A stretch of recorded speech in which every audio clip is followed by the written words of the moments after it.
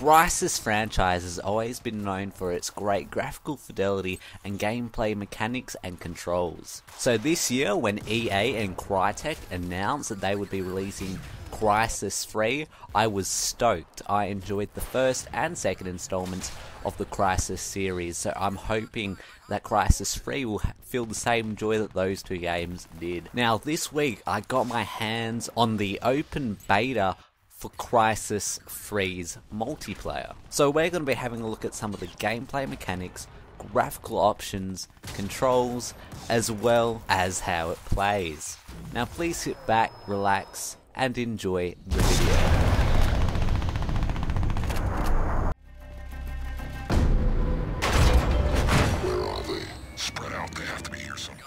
In the multiplayer section of Crysis 3, there is no story to speak of. You were just thrown into lobby-based combat and told to battle your opponents. Now, I don't need much reasoning into why I need to kill these people, but they actually do deliver a reason for you for doing this. There may not be any story involved, but in some game modes you actually get a cutscene that will tell you why you're fighting your enemies and what happened before the game actually started. And I actually really like it. The cutscenes were very enjoyable to watch because the actual players themselves were participating in the cutscenes. You could actually see yourself and other members of your game lobby within these cutscenes. I thought that was very cool, and it adds some momentum to the games and gave me a reason for hating these guys that I was killing even more.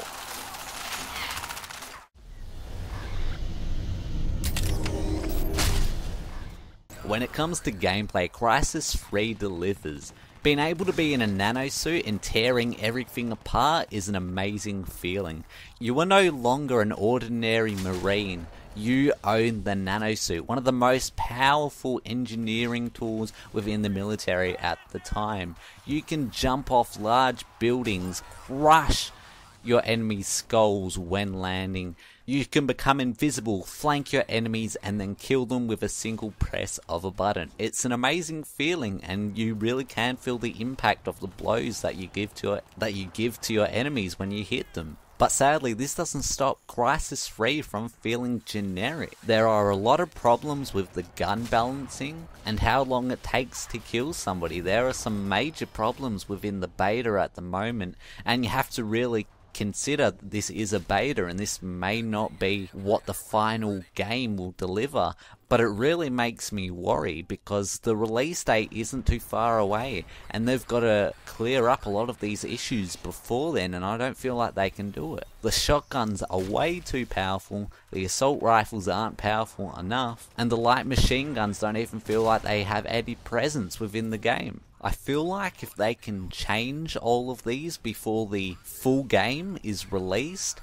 I can probably play this game. It would be a lot of fun. Like I said, I enjoy being this strong, powerful soldier, being able to grasp enemies and crack their skulls, throw them up against walls, jump ridiculously high within the air. I love that feeling. I love being able to be in a sci-fi environment which almost feels like it has no limits. But there are some serious things that they need to change before I can even consider buying the game. However, if you enjoy doing exactly what I do, and that's killing people in extraordinary ways, this may be a game that you want to check out. Now, there are two game modes within the beta: Dropship and Hunter. In Dropship, ships will fly around dropping pods that you then have to capture and hold for a certain amount of time.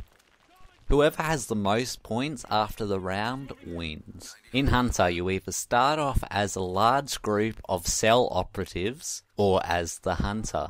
As the Hunter, it is your job to track down and kill the C.E.L.L. operatives. Now, the C.E.L.L. operatives are normal soldiers. They do not have the nanosuit. All they have to defend themselves is an assault rifle and their secondary. However, the Hunter has a nanosuit, so that means that the Hunters are very powerful, very strong, and have the ability to be invisible. Every time the Hunter kills somebody, that person then becomes the hunter. It's sort of almost like a game of tag. Once you tag somebody, they also help you trying to tag all the other players. That's essentially how it goes down, and it's actually a lot of fun and mixes up gameplay. When you're a C.E.L.L. operative, all the odds are against you. You can't see your enemies, but they can see you. It's a very terrifying situation, and it does require some teamwork in order to actually win the game. Now, because you can't see your enemy, you have a beacon of sort. Whenever a hunter starts getting closer to you, the beacon will start to beep. This beacon will increase the rate of the beeping whenever a hunter starts getting closer to you. And there are situations when hunters will be standing right next to you, and your beacon will be beeping like hell. You're afraid, you're scared, and you don't know what to do. You might start running frantically, or you might choose to put up a fight and start shooting randomly to try and kill them. And it's a really satisfying feeling when you're actually able to outsmart your opponent that actually has the advantage. Not to mention that when you actually are playing as the hunter, it feels awesome. You feel like you're in a predatory state. You feel like you're the most powerful thing in the room, and that's an amazing feeling. So this game mode by far was one of my favorites.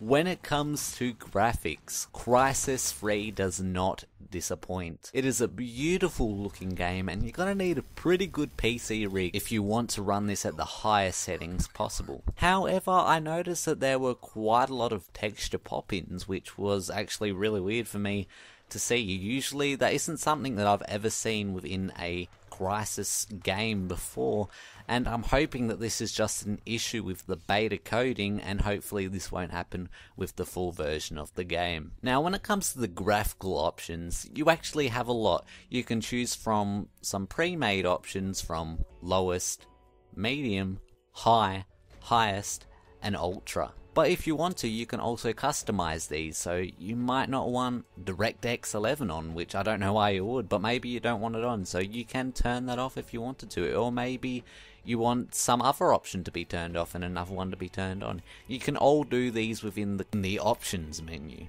If you're one of those gamers that really cares about graphical fidelity and how the game looks, then you will not be disappointed. Crysis 3 is one of the utmost beautiful games that I have seen. The textures look great, and the sun glare as well as the water effects are simply stunning.